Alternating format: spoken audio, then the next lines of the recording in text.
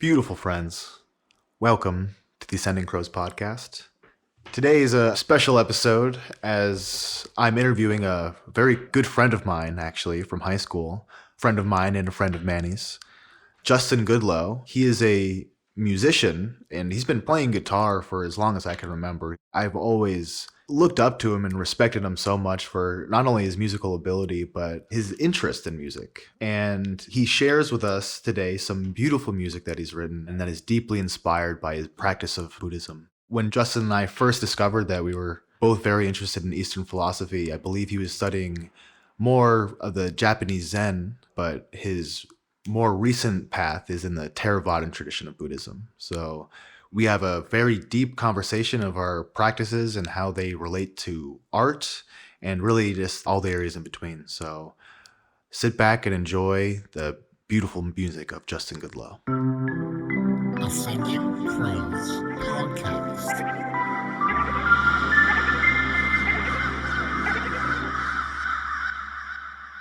So my name is Justin Goodlow. I have a music project by the same name. I play folk music, what type of folk music called Neofolk music. I'll be starting with a song I wrote during, the last few months during quarantine. I'll discuss more about the song just a little bit later. Okay.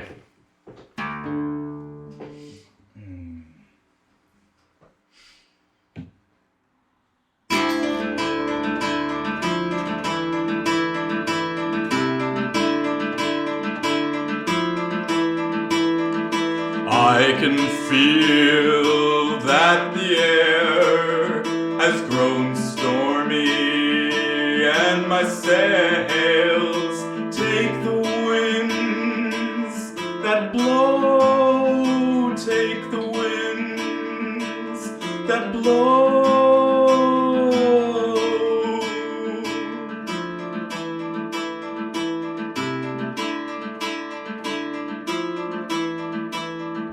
Can you sing to me a hymn that will light the world grown dim? There is wind, there is fire, you are wind, you are fire.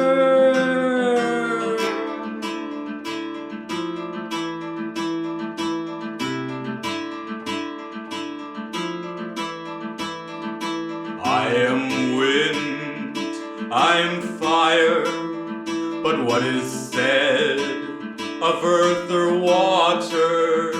There is earth, there is water, you are earth, you are water.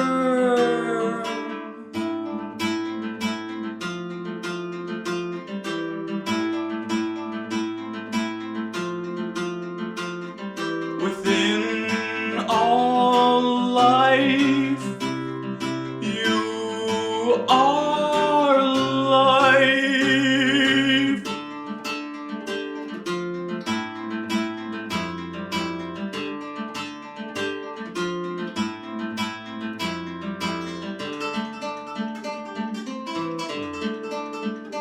Wind and water, fire, earth, on the wheel of death and birth. But my pain is fire, and my tears are water.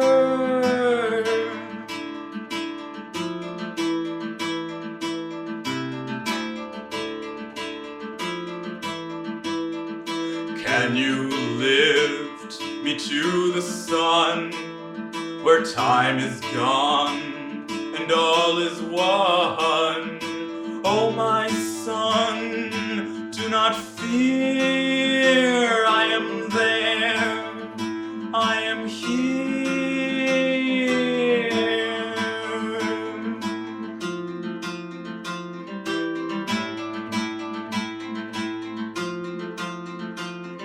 Within all light, I am light.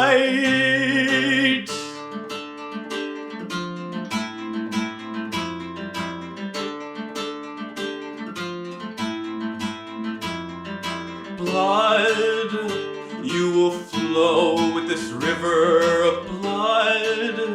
You will fall in this river of blood. I will cross this river of blood. Blood, you will flow with this river of blood. You will drown in this river of blood. I will cross this river of blood.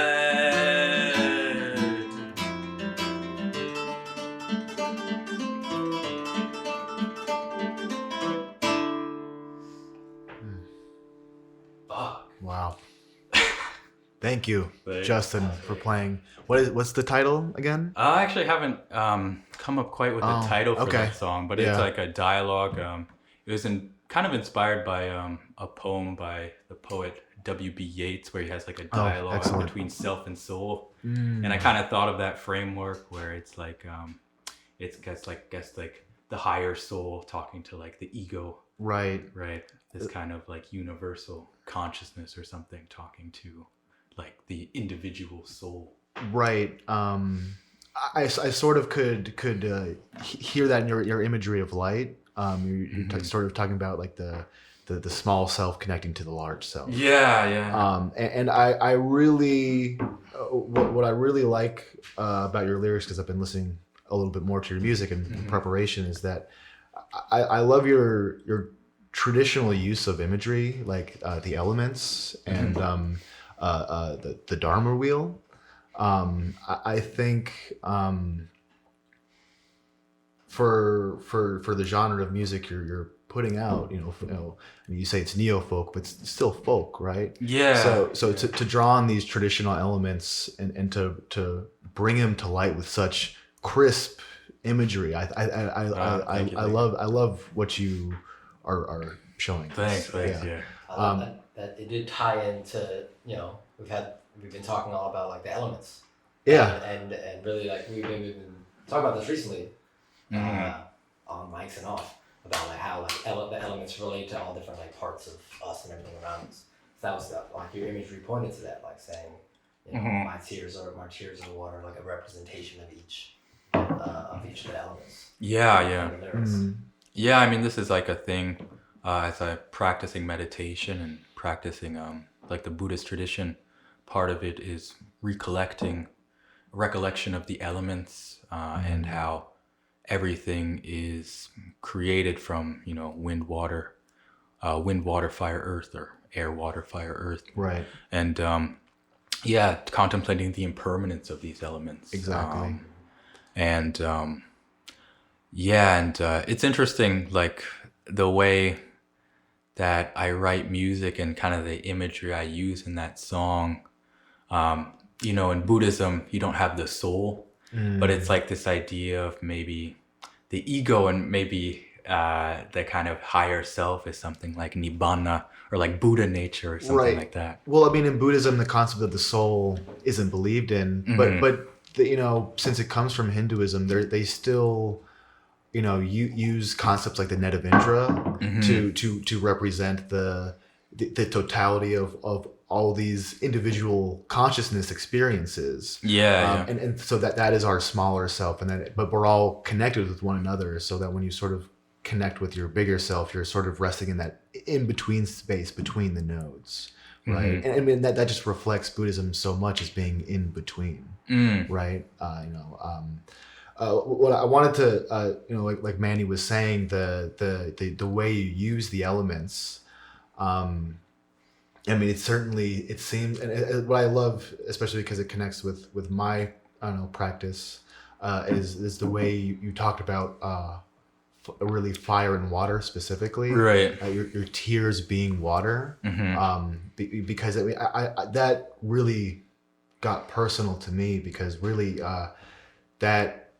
And although, as people who practice Buddhist meditation, we're sort of, like, oh, we got to always be sort of controlling our emotions. We can't go too extreme, but really that release, that is healing, right? We don't always have that depressive water energy, but sometimes we need that water cool us down, and we experience that type of energy by crying, by sort of just like letting ourselves heal and move on, and know that you know that's temporary. It's a balance of elements. Yeah, I mean, yeah, that is very That seems cathartic. like a feeling element. Yeah, when I thought of that imagery,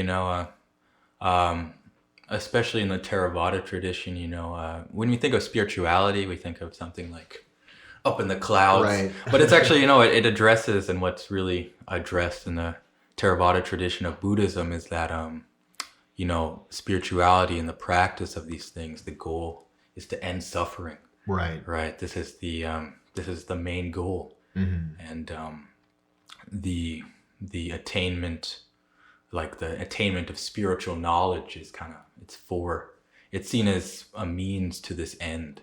Right. And it's, I think in every person there's this desire for transcendence.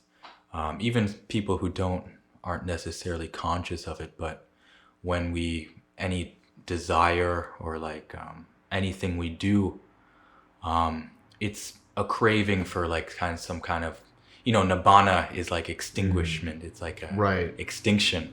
And I guess to describe it in Western language, it's kind of depressing. Like we think of extinction as like death. Right. But in every desire that we have, like when you're hungry and you want to eat something, it's like that. Right. You want to extinguish hunger, and like the state, when like the normal, like sitting state, relaxing. It's like when you're not really conscious of your body. Right. I really like the way you put it. I mean, because this is, you're describing the attachment to the samsaric cycle that we have before we understand what letting go actually is. It's not retreating from the world. I mean, certainly that's part of the practice of being a hermit, but it seems like what you're describing also not only just this, the being born in the human realm and having desire and attachment. It also seems like you're a little bit describing addiction. That addiction is trying to regulate the nervous system. And so we constantly have these external influences, whether it be substances or pleasure or anything that's us trying to regulate the nervous system to the point where we can let go and relax, right? And that's what meditation is. We do regulate our nervous system when we enter deeper states of samadhi, and so I guess one of my first questions about your music is where is the connection to your spiritual practice and to your art? Ooh, yeah. I think part of the great thing of Buddhist practice is learning how to sort of rest into that in-between state, where our thoughts rise and fall. And it seems like when we I've been talking about this with some other people, that when we connect to that, if you're an artist, it seems like a lot of stuff comes out of that space, right? Like you do connect to this emptiness, this shunyata, like the Taoists say, like emptiness is also non-emptiness, right? And it's not that it's nothing. That's what keeps people from wanting to go down that spiritual path. It's like, oh, what is it? Is it just blackness? Am I in darkness? But yeah. So if you could maybe talk a little bit about that concept. Yeah, what that realm is, shunyata. Right. Yeah, I mean, when I first started practicing, I thought of it as emptiness, but now, and the Buddha was like this too. He didn't really say anything about it. So right. Yeah. It's something where it's really like it's beyond all human conception and understanding. Right. But relating to my art, I've kind of had for a little while. I had this what I would describe as somewhat of a cognitive dissonance between my art and meditation practice, because as an artist, you're dealing with aesthetics, and aesthetics have a lot to do with kind of ego, and it has a lot to do with you're choosing certain sounds, the skandhas, the perceptions. And you're choosing certain sounds, and you're basing on like what you like and dislike, right? So yeah, I had a little bit of a cognitive dissonance because, Buddhism and the practice of meditation is about kind of going beyond that, right? Right. But in the Zen tradition, going beyond the small self. But in terms of I was thinking about it recently, and in terms of my meditation practice and music, there is, in terms of how I make music, meditation has definitely inspired that, and that I think both rest on some kind of spontaneity. So, when I make music, I don't necessarily know. Actually, I almost never know what I'm going to create. It just comes out. I'm fiddling, right, and it's just like I just start playing, and then something comes up, and I feel like I like it, and then from there, I kind of think of it as like I guess like pulling something out of the ground. Like I feel like I'm grasping something, and then like I'm pulling something out as I'm creating. But yeah, in terms of just when you meditate, you're just letting go and focusing on the task at hand, just focusing on the breath or the meditation object. And the same thing with music, is it's just based on, you don't have any expectations for the practice. You're just practicing. You're just showing up. Yeah, exactly. And you're just and when I play, it's like the practice of meditation is interesting because you have to have a desire to practice, but in terms of when you practice, you have to empty your mind of attaining anything. You just have this goal where you're going to sit and focus and just watch, and just whatever comes up just comes up naturally. And of course there are hindrances, right, that you want to that get in the way of your focus, and you want to try to control those. But in terms of like when you have a clear mind and you're just sitting, it's the same thing with music, where like one of the things, writer's block is a problem a lot of people have, and I know with me that comes up when I have like expectations, right? I'm most creative when I don't have any expectations for what I want to make. Yeah, it just comes naturally.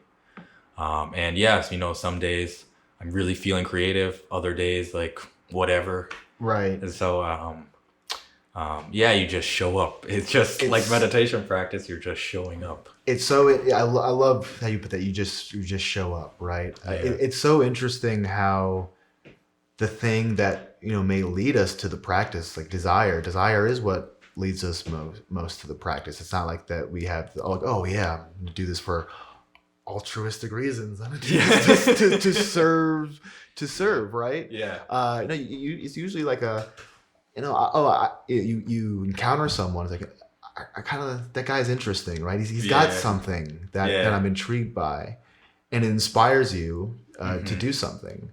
But the more we hold on to that desire, if we hold on to that desire and we continue to practice, we're not going to practice for very long, because we're gonna be like you're saying, if you expect an outcome in your meditation, it'll be at the very, just the coarsest levels of maybe you'll get some relaxation, but you'll feel so overwhelmed by your thoughts. You're like, all right, when's that Satori gonna happen? Right? Well, One Piece, goddamn it.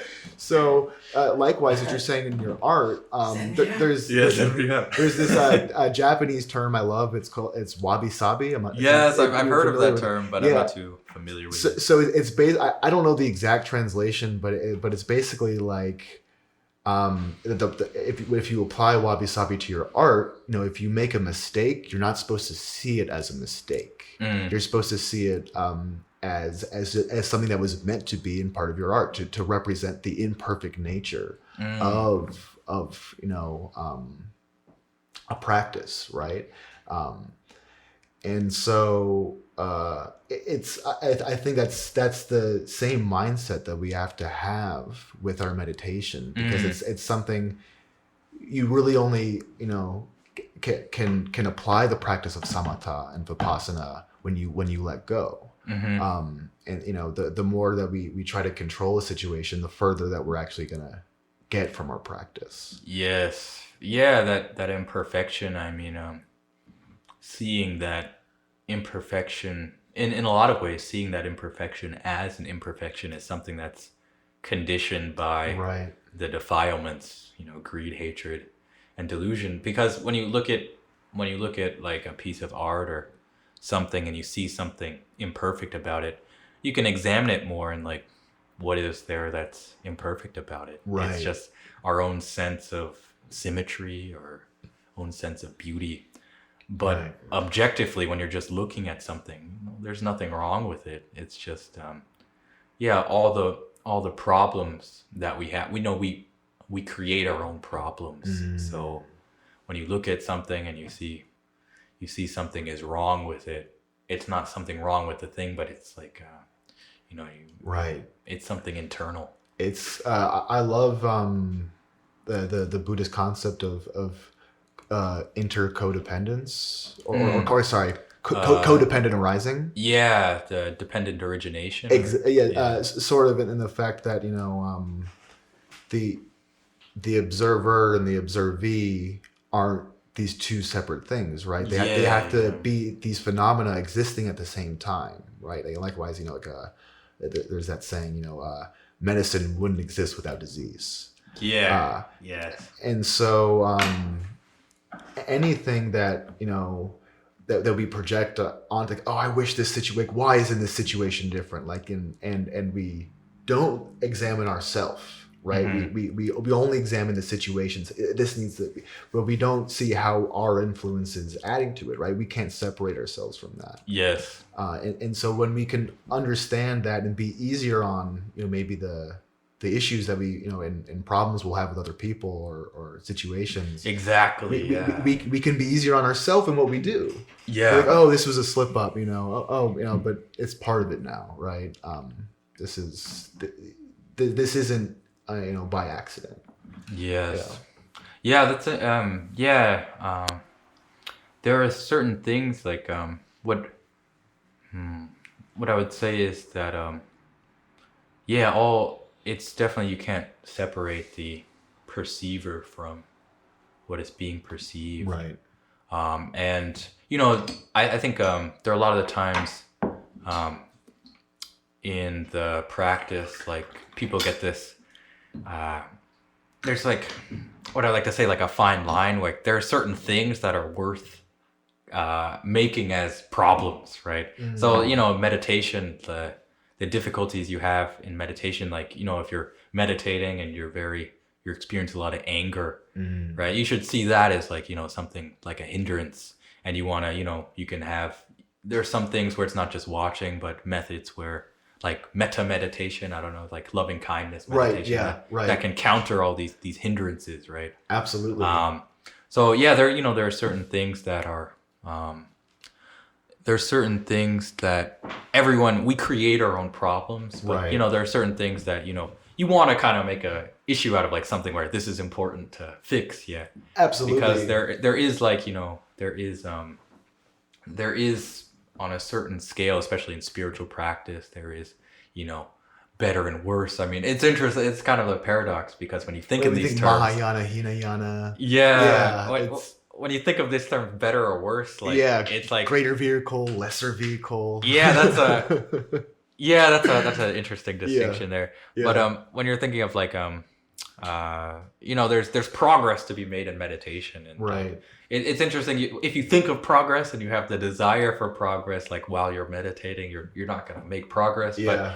But there is like how like it's just something that comes when you're practicing every day. You just again show up and do it, and just progress comes naturally. Exactly. It's a method to do it. I liked what you said earlier. In relation to when emotions like anger arise in a practice, and how you said, well, it seemed like at least it seemed like you were saying how these can be tools for our practices, not necessarily only hindrances. Yes, they can be tools. Yeah. And that I mean the what you said, applying like a loving kindness kind of meditation. I like the way you phrase that, because I've actually heard that phrase by a Tibetan tantric teacher, Chogyam Trungpa Rinpoche. I believe he's a tantric teacher. Yeah, I read he wrote what is it called? He's wrote a whole bunch Cutting of stuff. Through Spiritual Materialism. Yeah, cutting through spiritual materialism, and also cultivating loving kindness, and a whole bunch of stuff. But it's that in the tantric tradition that you're supposed to use these very human qualities as a catalyst for transmutation, right? Yes. In yourself, and that these are supposed to sort of set off spiritual realization bombs in your head, right?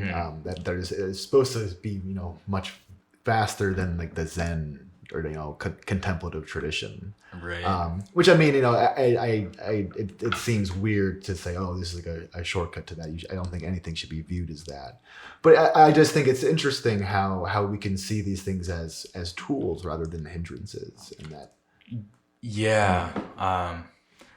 This is everything is a lesson in Dhamma, which is something in the Theravada tradition. That's said in the Theravada tradition. I'm not too familiar with the tantric. Like the tantric tradition is very interesting to me.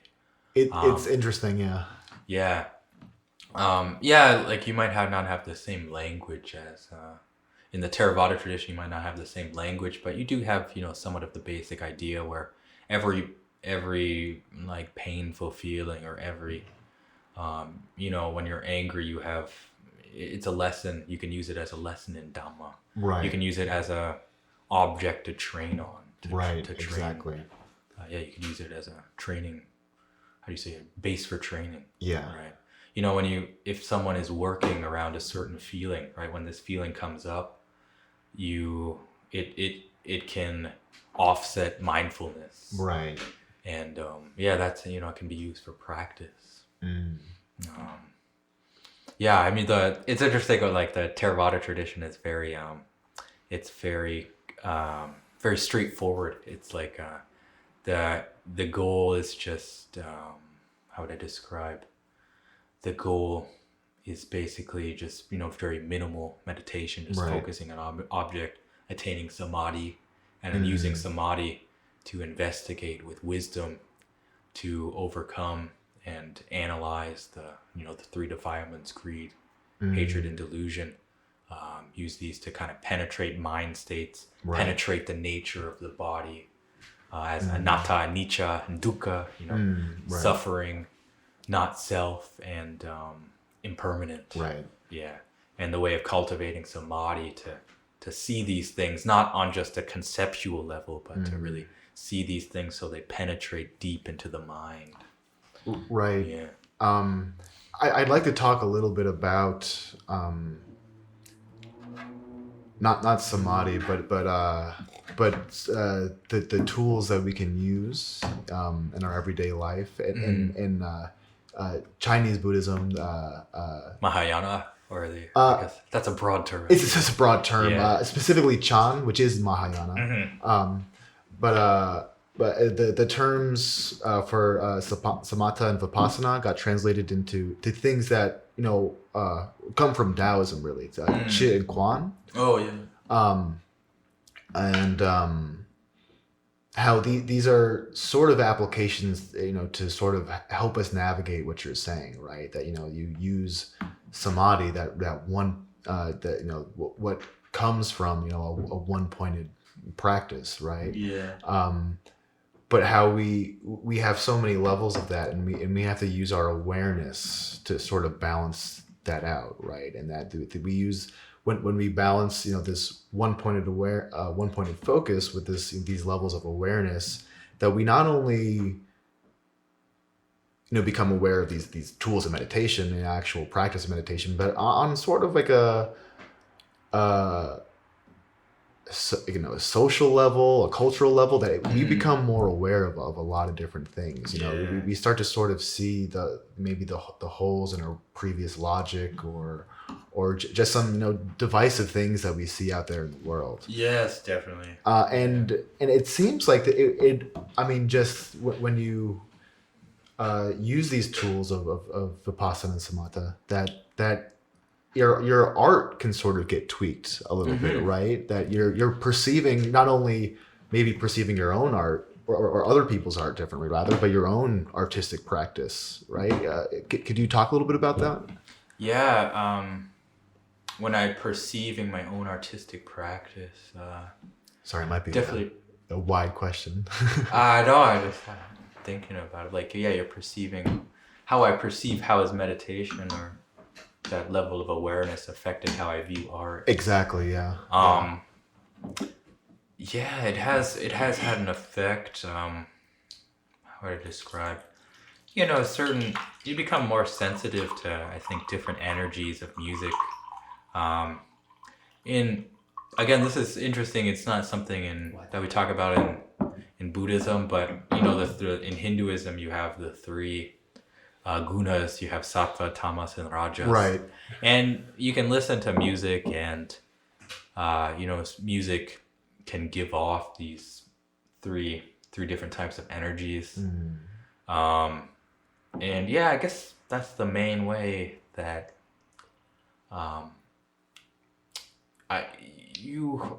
in my listening to music, I guess I've become more sensitive to how certain types of music will affects the mind and body, and and then just more generally, like you can hear, I think it's like music. A lot of people, again, this is kind of a bad habit of mine too, like listening to music while doing other things. Right.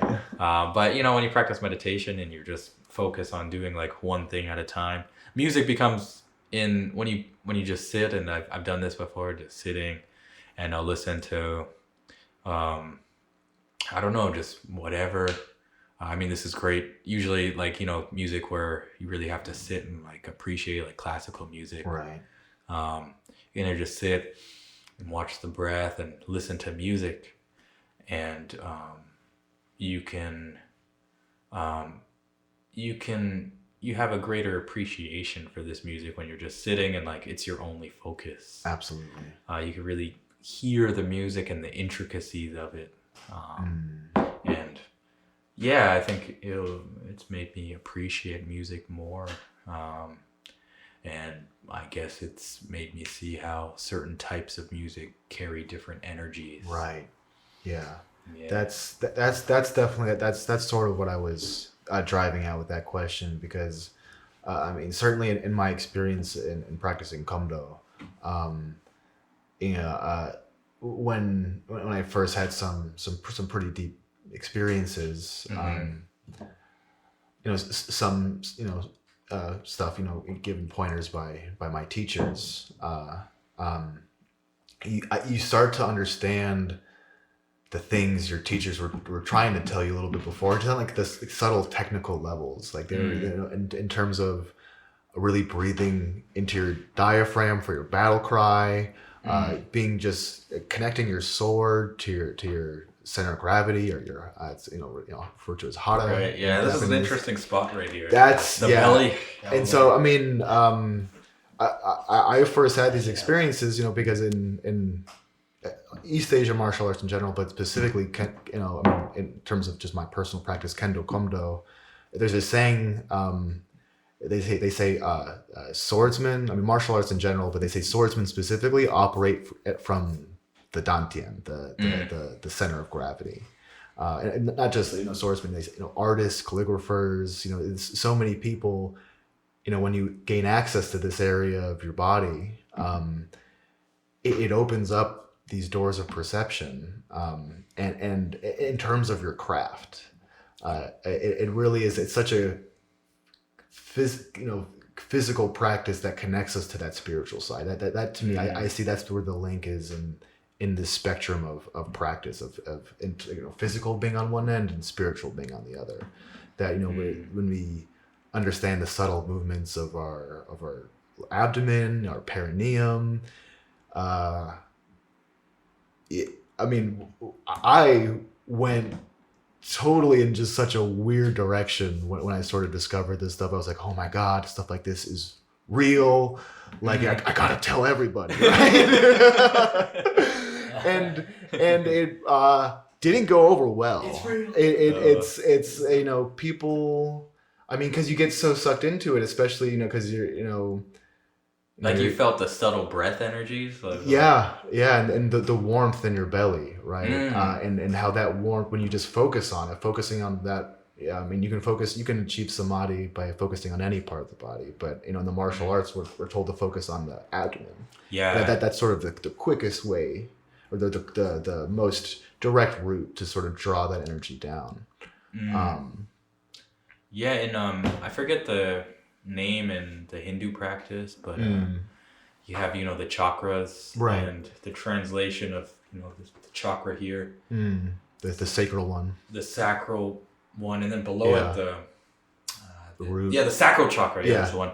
That's the translation is seat of the self. Yes. And I was doing that's how it's seen in the Chinese traditions as well. Yeah, and I think it's pretty common in Eastern traditions. Yeah, very. In the Buddha doesn't, in the Theravada tradition, there is actually a school of Theravada that I found out a bit recently where it's the Dhammakaya, and it's this method of meditation that I believe that goes back to like the roots of it go back to like an early kind of tantric form of Theravada. Right. But it was recently rediscovered, or supposedly rediscovered in the 1900s by this teacher.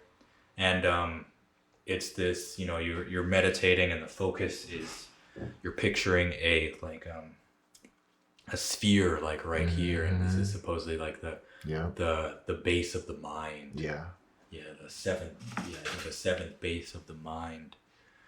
So yeah, even in Buddhism and Theravada tradition, you can find this idea.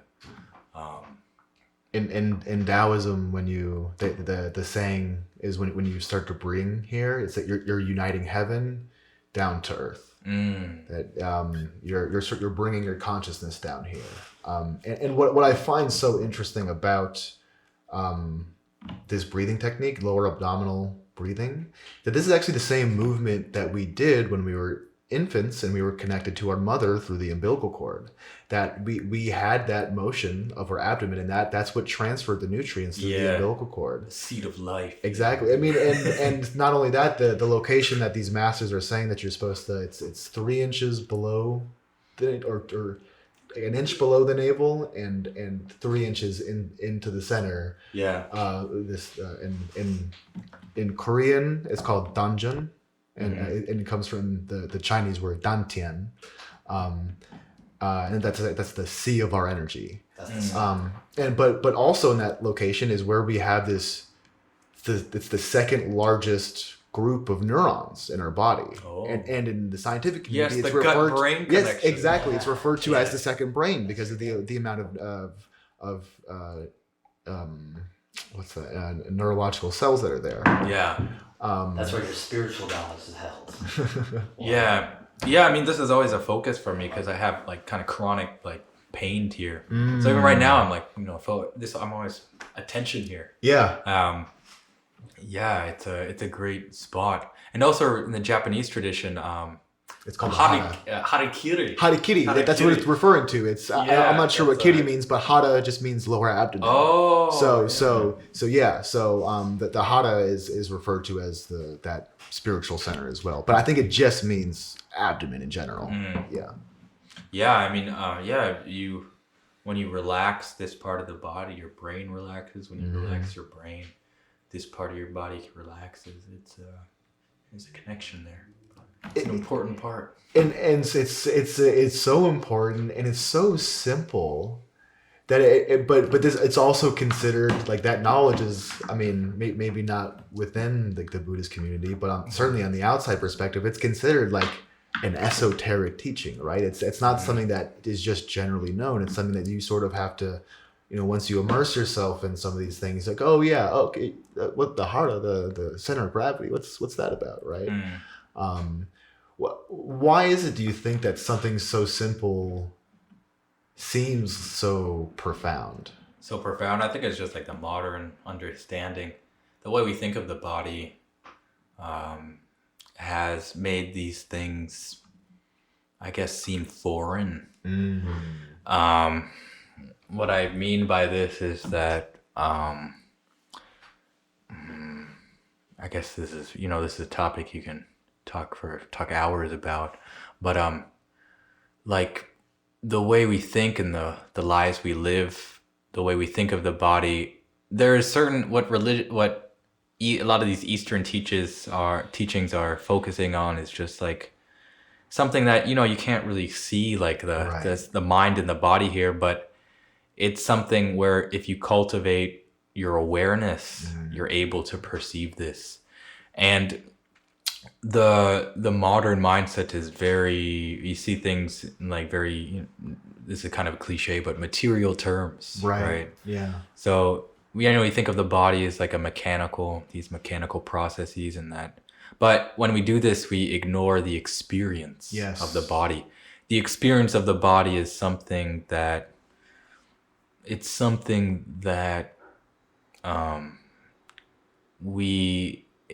can't really be.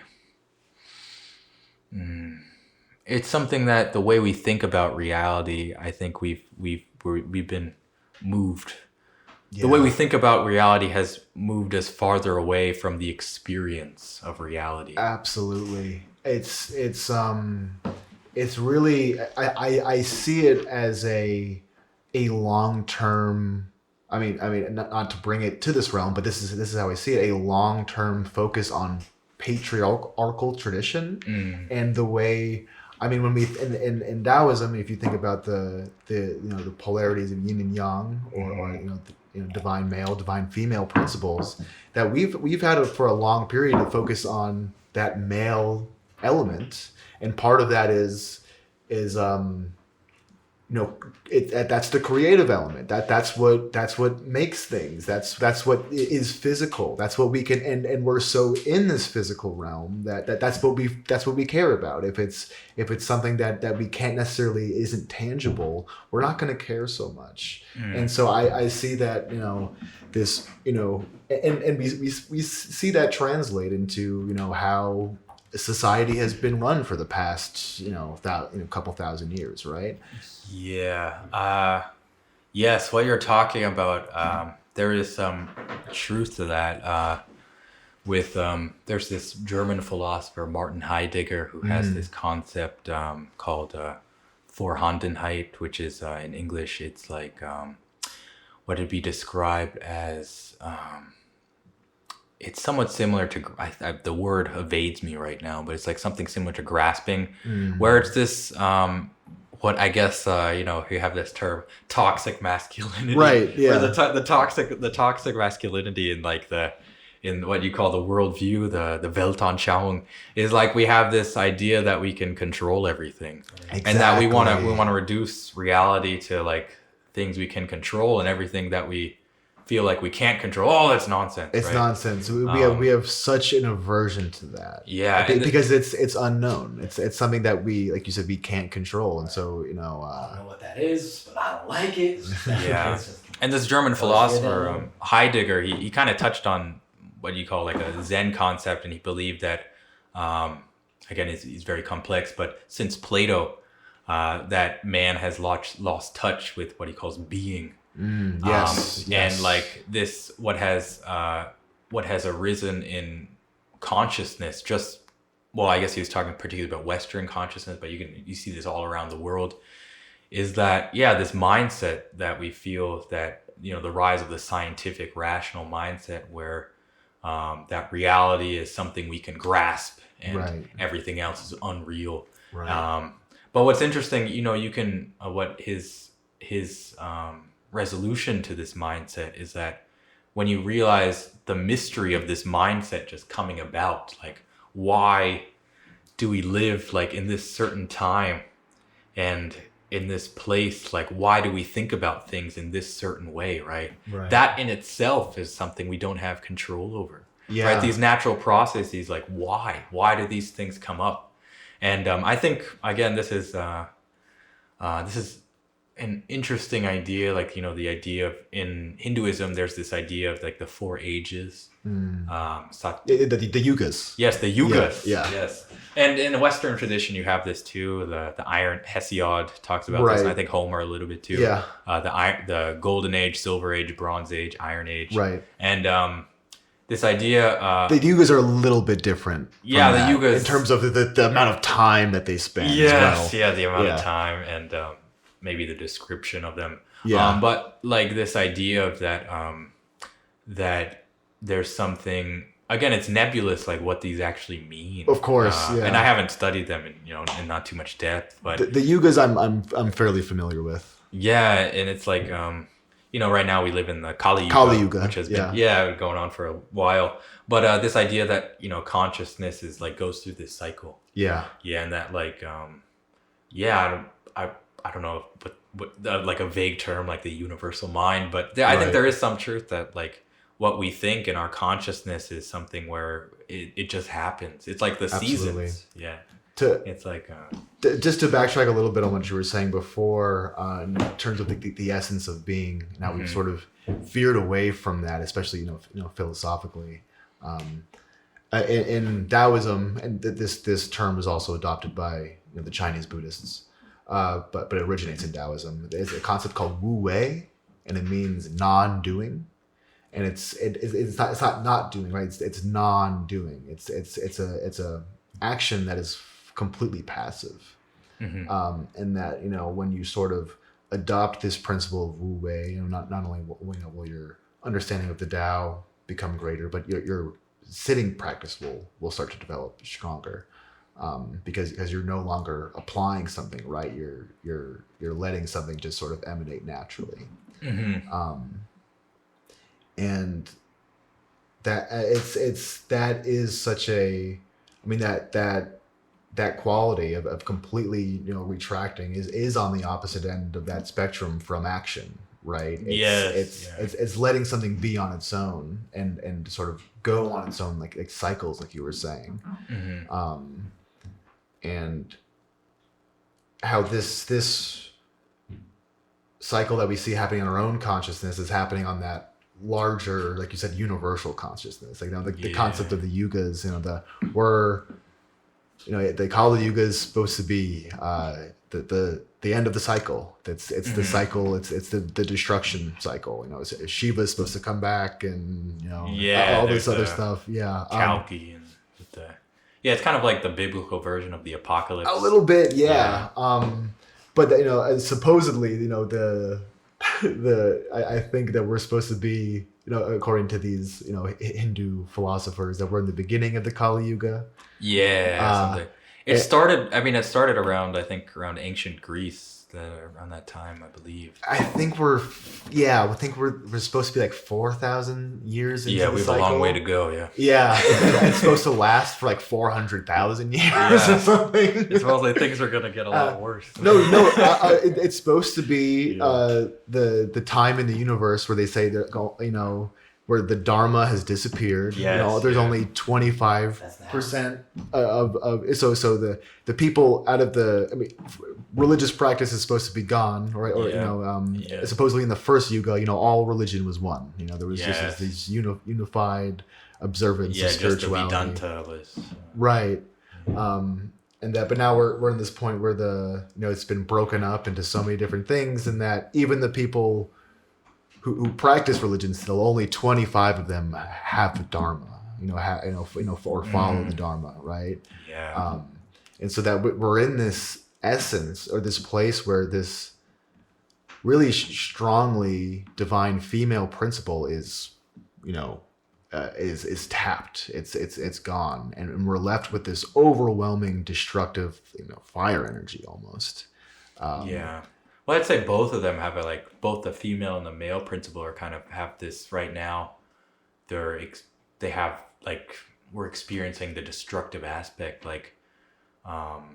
the female principle is supposed to be the destructive element in Taoism, right? And that the male yang side, that's the creative element. That's what sustains life and stuff like that. But we're seeing what happens when imbalance is here, when it's all yang and we have no yin to balance, I think. Right. Yes, that's there's what I wanted to comment on is there's definitely, yeah, right, the split between spirituality and religiosity. Right. Yeah. That's a pretty big thing, and I think that's why Dogma versus dharma. us like Westerners, like there's still in terms of our tradition, the Christian tradition, this is a tradition that has pretty much lost its spiritual aspect. It survives, I think, in certain like esoteric teachings like Meister Eckhart, in the Richard Rohr, Thomas Merton. Yeah, I'm not too familiar with many of those thinkers, because it's the Christian mystics. The Christian mystics. But yeah, when I read those, what I've read from those, especially Meister Eckhart, like when you read him, it's very similar to Dhamma. It's very similar to Buddhism or Eastern religions, and there's people are very hungry for spirituality. Absolutely. Especially people who come from, they experience religiosity, but a lot of monks, Western monks who are Buddhists, Western, like in Thailand or whatever, they they might have, a lot of them grew up in like a Christian household, right. But they turned away from the church because they felt this spiritual calling, but they couldn't find it in their native religion. And I think people have like a hunger for like what we're talking about. Absolutely. And it's such a shame that, we're so turned away from our own traditions, because that's how I felt. I was like, I'm not going to find any of this stuff there. And really, I mean, it's been great being able to talk to my mom, because she's really opened my eyes in terms of, that stuff, it actually is still alive in these traditions. It's hard for us to see, because we were so conditioned to think that all of these terminologies, all of this stuff, it turns us away immediately, because we've only seen the negative aspects of it. So it's so unfortunate that we have been, because I mean, people like you and me, we can see these connections and the symbolisms in these Eastern traditions. That's something we have an affinity towards. But people who are still hungry for spirituality, they can't cross that bridge. Whereas a lot of these Western symbols would do that for them. Mm-hmm. But we're conditioned to think that, that there can't be any spiritual wealth in this. And it's definitely something that we learn as people who are practice a form of Buddhism or just any sort of Eastern meditation technique, is that we learn to get rid of those barriers, right? Yeah. Oh shit! Like, this is the Christian tradition is something that has a lineage, right? That does have a connection. Maybe it's not the Catholic Pope lineage that they're saying, oh, this is the connection to Christ, but I do believe that there is a spiritual lineage out there still that's connected to that Christ consciousness. Yeah, and that's nebulous what Jesus actually taught. I mean, same thing for Shakyamuni Buddha, I'd say. Exactly. Yeah, no, these people are I mean, but that's what makes people like Jack Kornfield and Thich Nhat Hanh so amazing, because they find the connections in these two different traditions. Yeah, it's nice. Yeah, when you start practicing Dhamma, the commandments in Christianity, you find you have those a lot of those same ones in Buddhism. Exactly. And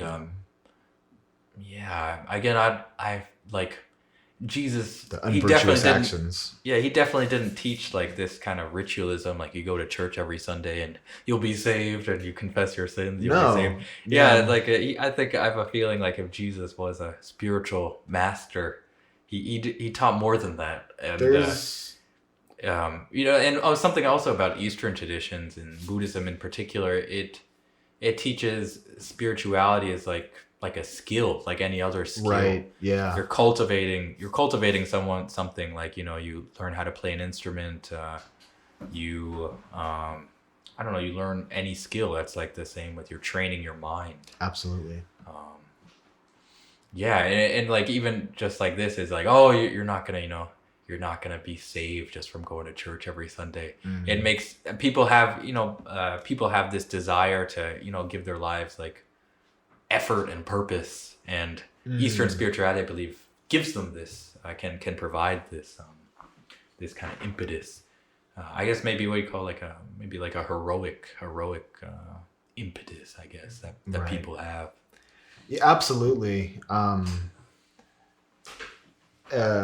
Again, it's stuff that I see in the it seems like there definitely is like a lost art in the Western traditions, you know, especially you think about the religious persecution that happened during the very beginning of the colonial time, in which, you know, The Native Americans. not only the Native Americans but the practicing witches, you know, being burned to death. You know, this is I mean, people who are Wicca or something, who believe in Jesus Christ, you know, they call them the ultimate magi, right? You know, that in this, you know, Western, you know, Never heard of that before, like the... Oh yeah, that's interesting. lots of the ceremonial magic traditions revere Jesus as a prophet.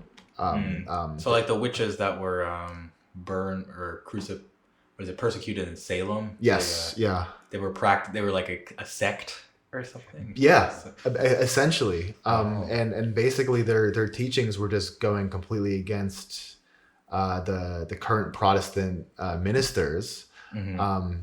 And I mean, we view current contemporary Protestant Christian practice as this, like, oh, this is the Christianity that, you know, accepts, you know, the LGBT community and all this other stuff. But traditionally, they were the most oppressive group in terms of what was considered ethical spiritual The practice. Protestant tradition? Yeah. Yeah.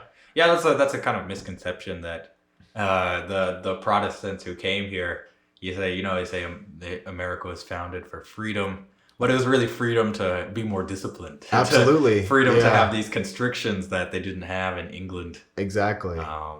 Yeah, they were pretty kind of killjoys. No, 100%. And so I think a lot of our, you know, I mean, especially as, you know, so I mean, I actually do have ancestry in terms of the original, you know, colonial people. Yeah, me too. I do feel that, you know, a big part of my spirit was part of these people, right? I've never, you know, my understanding of spirituality has always been, you know, solitary. Has always been, you know, a part of, you know, a personal practice. Right. You know, this is reflected in the magical traditions. So this has been a great conversation. I think a good ending note, as we're getting to lots of different crazy directions. Yeah. But this has been a wonderful conversation. So thanks for sharing all of your insight. Yes, thank you. And if you could play another song for us to bring us home, that would be excellent. Okay, yeah. So this is another song I wrote during quarantine. Yes, another song. What can I say about this song? So one of the images about this song is, I think, something that definitely was very relevant earlier in the summer. Of that, there's this old story about a Roman soldier who, during the eruption of Pompeii, the Roman soldier, he was on duty and he was standing guard. I don't know exactly where he was standing guard, but as the volcano was erupting and everyone was running in fire, this Roman soldier, he stayed where he was. Yeah. And in this imagery, you find I found this a very powerful energy, this imagery is very powerful, and I felt relevant in that, in the midst of chaos, you stay centered. Yeah, stay centered. Okay, so yeah.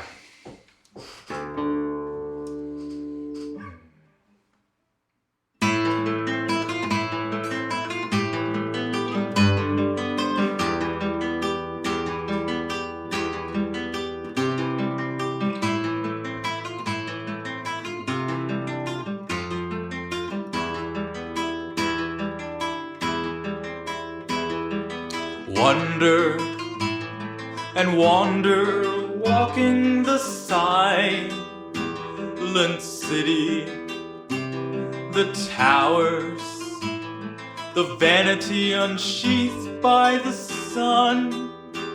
There's nothing in the night our fate foreshadowed by this light. So lift the golden grail to the skies. Let the phoenix from the ashes arise. Arise on the path towards the sun.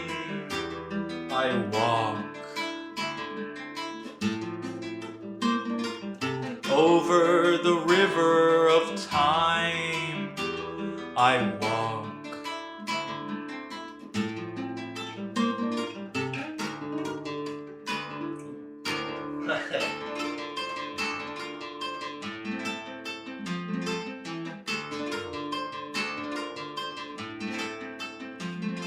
A higher will, a higher will,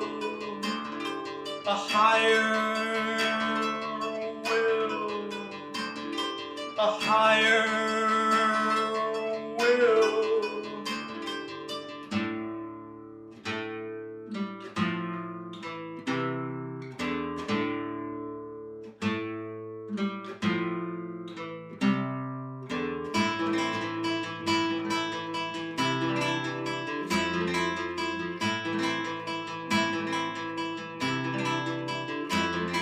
Standing like that Roman soldier at Pompeii, as everything's taken by fire, with the gaze solely on his honor. And better than 1,000 years without wisdom is a single day lived with wisdom, no matter when the world is on fire. Oh, oh, oh, oh, oh, oh, oh.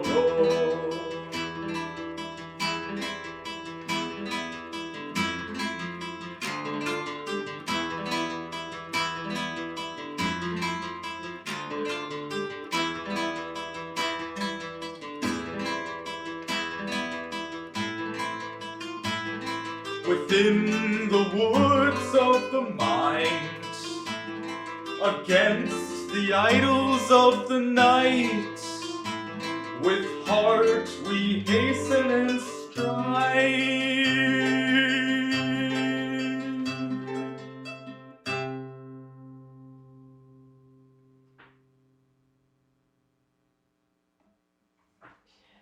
Beautiful. Thank you. Thanks so much, Justin. Thank you. Thanks for being on the show. Yes, thanks for having me. This was a very enjoyable talk. Oh yeah, any projects, albums you feel like mentioning? Yes. So you can find my music at Justin Goodlow, JustinGoodlow.bandcamp.com. I recently released an album actually titled Samsara, it's you're able to stream it on the Bandcamp site. And actually, the songs I played, I'll be recording soon, and hopefully releasing I've written a lot during quarantine, and I want to create like a little like quarantine compilation or album. I might do it with some other musicians, but Holler at your boy. Great. Collab, yeah. Fantastic. Yeah. Thanks for sharing, So Justin. thank you. Thanks, Justin. Yeah. Cool.